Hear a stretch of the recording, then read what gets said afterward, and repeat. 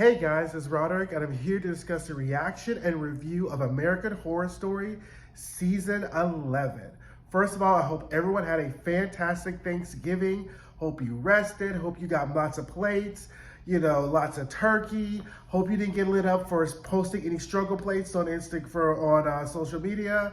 But anyway, I finally got a chance to sit down and finish American Horror Stories. I wanted to just kind of keep it going and just kind of watch it and just be in the right mindset to finish it. So I just finished it, and I wanted to give you kind of like my reaction, my review, a little bit of recap, and we're going to do this mullet style. So if you're new to this channel, mullet style is we have kind of reaction in the front and then spoilers in the back. So I'll kind of let you know at what point I'm going to start getting spoilery, so that way if you haven't finished it yet, you could go ahead and finish, and you can watch it, and you can come back and see if your views and opinions match up with kind of what I thought about this season.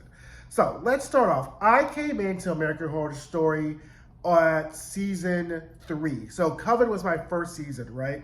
So obviously I went back and watched the first season and the second season, but I have been a huge American Horror Story fan. I'm not really a big horror fan per se, but I really like Coven. I thought Coven, in my opinion, is one of the best seasons of American Horror Story, coming second with Apocalypse. So, from then, there have been some up and downs. There have been some seasons we liked, some seasons we didn't like. I think last season, a lot of people didn't like this 10th season because it was a double feature, but I also think the pandemic kind of really played into that. But I really have liked American Horror Story. I mean, of Ryan Murphy's, there are very few things Ryan Murphy has put out that I have that I've said I have not liked. But I think American Horror Story being his kind of seminal piece, it's his Grey's Anatomy, right? So I take that back because Nip Tuck was fantastic too. So let's go. So, if you haven't watched Nip Tuck, I think it's actually on Hulu.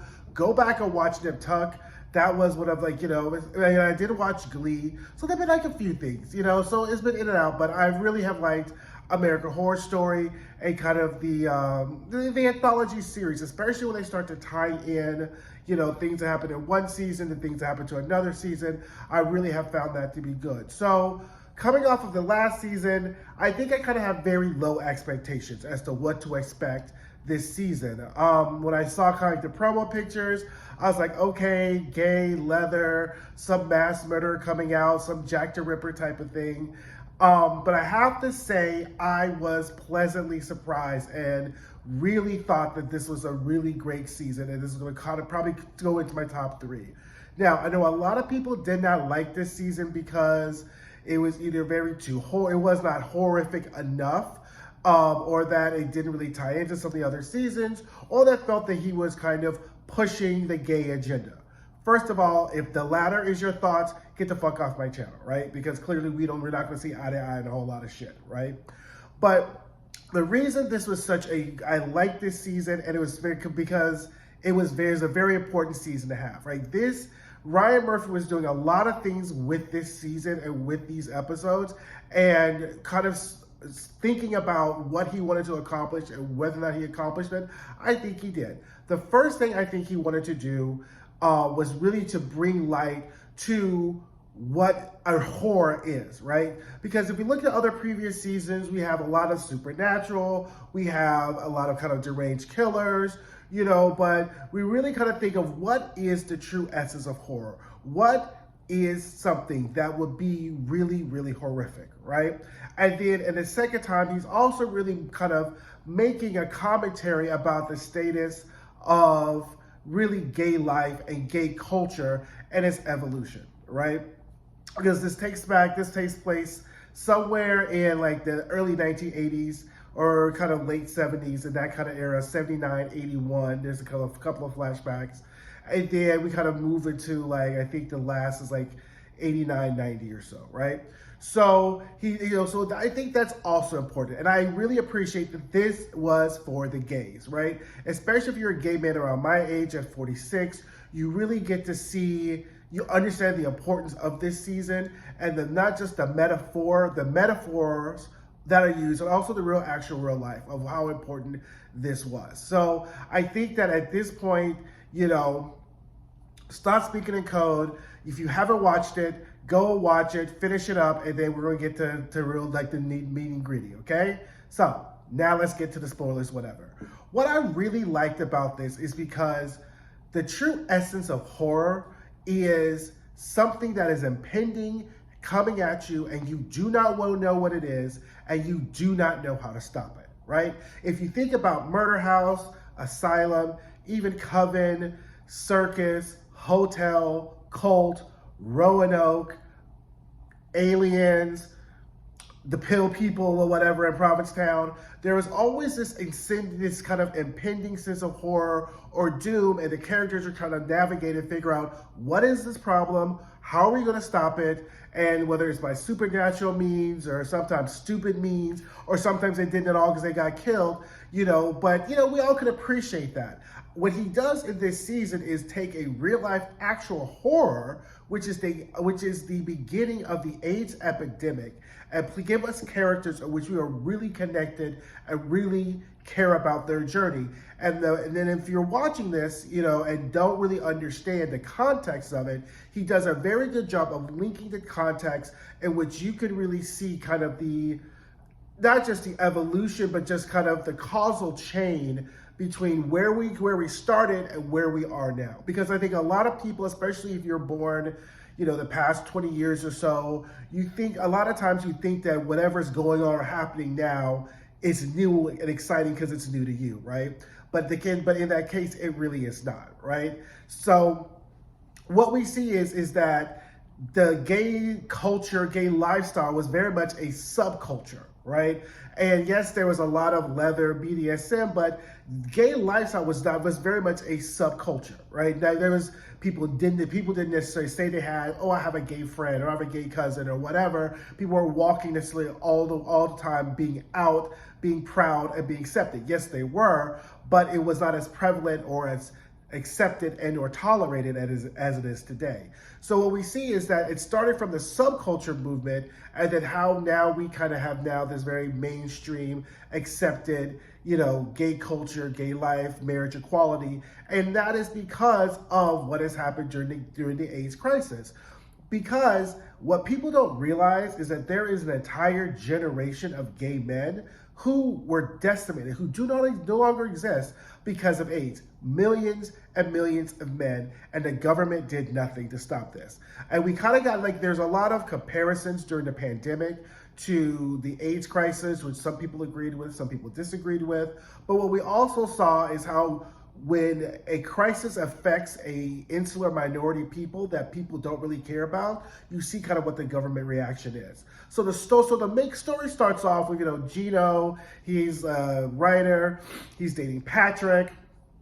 And it's really, at the end, I decided that I thought that this is really Gino's story, right? At the beginning, I couldn't really figure out whose story it was, whose story it wasn't. But I think by the end of the sermon, this is really Gino's story. So what this show also did, it breaks a lot of rules in that, typically they say don't split your heavies, right?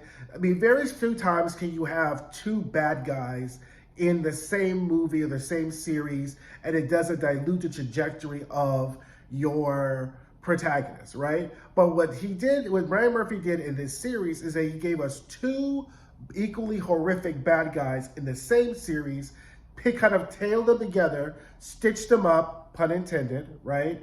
And really gave us a really, really great horror series. So what really happens in the series is that there's two equally dually horrors occurring at the same time.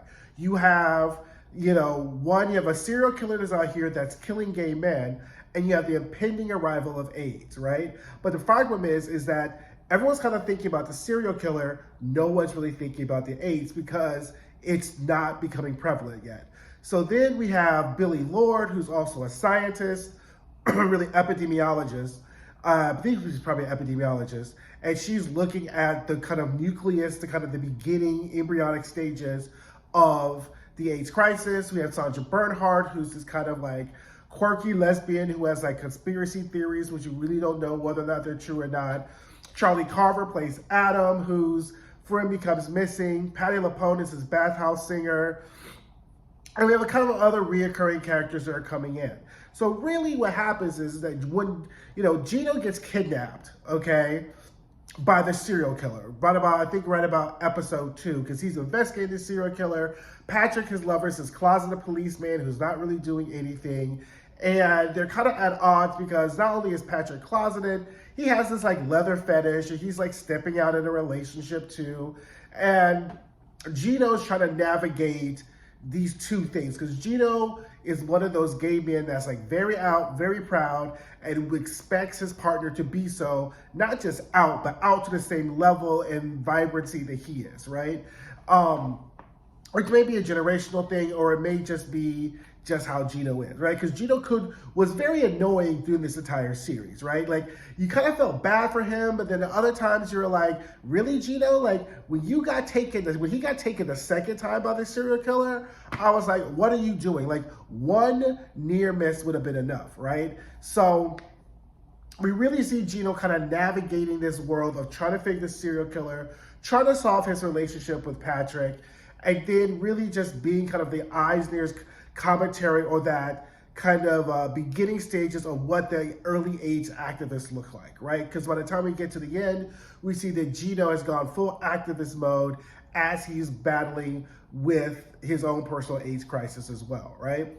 So then we have Zachary Quinto, who's also in it, which I really liked him in this series, who kind of plays this like skeezy art director who's with this other character named Theo, and they have this open relationship, and he's funding Theo's photography. And I really liked the two of them because we see this a lot just in real life now with these older men, than these younger men who they've kind of bought and paid for their life. But eventually the younger men grow up and realize they don't really want this. And the dynamic of that relationship. I mean, Zachary Quinto's character was just a skis ball. He had people like in cages, and you really just are like, But I enjoyed that because there are people who like that. Again, I really like the fact that the show did not really kink shame people. Because I think a lot of people, I think if you're a straight person watching this, be like, oh my God, this is all. I mean, I didn't really find it that titillating. I was like, oh, it's a Tuesday for me, right?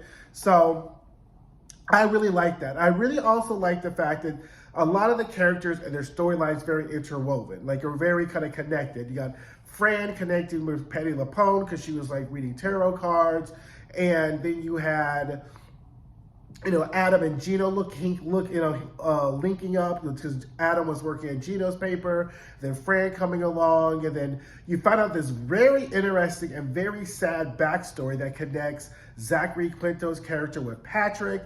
And I was just like, wow, the way everything was kind of stitched together, I really, really enjoyed that. I thought that as you move through time, I think in the beginning, it was a little slowish kind of figuring out what the true horror was, because you really didn't know in the beginning that the horror was really AIDS. You thought maybe they're just trying to psych us out and think it's AIDS. Is it really a serial killer? And then once you find out there really is a serial killer and really AIDS going on, then you get drawn into the stories. By this time, we care about Patrick and Gino's relationship. We care about the fact that like Theo and Adam are going to get together again. And we kind of see that there's an impending doom. And I can't impress enough how horrifying it must have been living, being an adult at that time. Like I was alive in 1981. I was 6 years old at the beginning of the AIDS crisis. So I know a life that was prior to the AIDS crisis, right? Most of the young kids nowadays, it's always been there. But I remember a time when it was just happening and how the government was very, very non-responsive and denigrating and relegating it to just being a gay disease and thinking it was just like a gay plague, as they were calling it. And he really does a good job of really showing that and how unresponsive the community as a whole was because of this widespread notion of just living for the moment, living for now, living for beauty, and living just to satisfy, your earthly, fleshly desires and not really thinking about the long term. And I don't think it was an indictment against the entire gay community. I don't think that that's what he was trying to do at all. But I think he was trying to show that, you know, this is what's happened then, and this is what could happen potentially in the future. And I think that, you know, as a community, we don't really know our history, because if you don't know your history, you're doomed to repeat it. Famous saying, Google who said it.